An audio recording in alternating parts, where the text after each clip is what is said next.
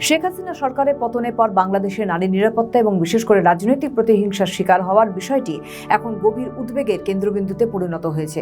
গত 5ই আগস্ট 2024 পরবর্তী সময়ে আইন শৃঙ্খলার অবনতির সুযোগে বিভিন্ন স্থানে নারী ও শিশুদের উপর যে ধরনের নির্যাতনের চিত্র উঠে এসেছে তা নাগরিক জীবনে এক ধরনের ভয়াবহ আতঙ্ক তৈরি করেছে।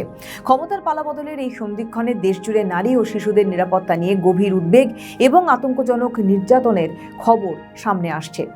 ক্ষমতার শূন্যতা এবং রাজনৈতিক প্রতিহিংসার কারণে সবচেয়ে বেশি ঝুঁকিতে রয়েছে প্রাক্তন ক্ষমতাসীন দল আওয়ামী লীগ সংশ্লিষ্ট পরিবারগুলো, যেখানে নারী ও শিশুরা লক্ষ্যবস্তুতে পরিণত হচ্ছে।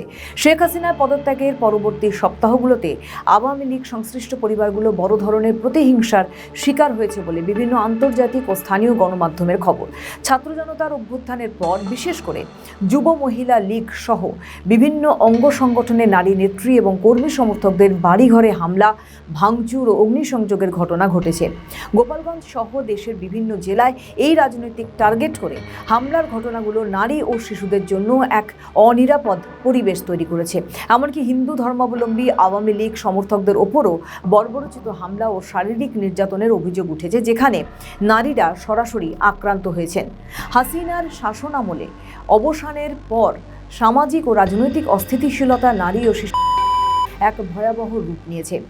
আইন ও সালিশি কেন্দ্র এবং অন্যান্য মানবাধিকার সংস্থার তথ্য মতে 2024 সালের শেষের দিকে এবং 2025 সালের শুরুতে নারী ও ঘটনা চরম উদ্বেগজনক পর্যায়ে পৌঁছেছে। সাম্প্রতিক মাসগুলোতে নারী ও শিশুদের সংখ্যা উদ্বেগজনক হারে বৃদ্ধি পেয়েছে। বাংলাদেশ মহিলা পরিষদের তথ্য অনুযায়ী 2024 সালের সেপ্টেম্বরে নারী ও শিশু নির্যাতনের ঘটনা তার আগের মাসের তুলনায় প্রায় 27% বেড়েছে। এর মধ্যে উল্লেখযোগ্য এবং ভয়াবহ একটি ঘটনা ছিল মাগুরা জেলায় 8 বছর বয়সী এক শিশুকে, যা পুরো দেশকে স্তম্ভিত করে দেয়। অপরাধীদের বিচার ও সর্বোচ্চ শাস্তির দাবিতে শিক্ষার্থীরা রাজপথে নামলেও নির্যাতনের হার নিয়ন্ত্রণে আসা নিয়ে শঙ্কা কাটছে না। তারেক সরকারের আমলে পুলিশি তৎপরতা স্থবির হয়ে পড়া এবং প্রশাসনিক শূন্যতার কারণে অপরাধীরা এক ধরনের দায়মুক্তির সংস্কৃতি ভোগ করছে বলে অভিযোগ উঠছে নানান মহলে।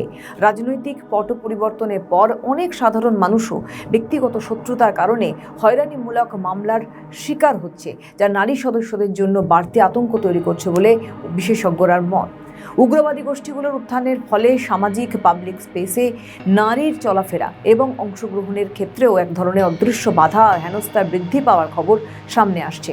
প্রশ্ন উঠছে, হাসিনাবিহীন বাংলাদেশে তারেক রহমানের সরকারের আমলে কেন নারী ও নিরাপত্তা এবং শিশু নিরাপত্তা পরিস্থিতি এই অবস্থা? বিশ্লেষকদের মতে প্রশাসনিক ক্ষমতা প্রয়োগে কোনো রাজনৈতিক দল বা গোষ্ঠীকে ছাড় দেওয়া থেকে বিরত থাকতে হবে। নারী ও শিশুদের উপর হামলাকারী এবং অপরাধীদের দ্রুত গ্রেপ্তার ও দৃষ্টান্তমূলক শাস্তি নিশ্চিত করতে হবে। ভুক্তভোগী পরিবারগুলোকে রাষ্ট্রীয় নিরাপত্তা প্রদান এবং তাদের মানসিক ট্রমা কাটিয়ে উঠতে সহায়তা করতে হবে। পারিবারিক সহিংসতার ক্ষেত্রে জিরো টলারেন্স নীতি গ্রহণ করা উচিত প্রশাসনের, এমনটাই মনে করছে বিশেষজ্ঞ মহল।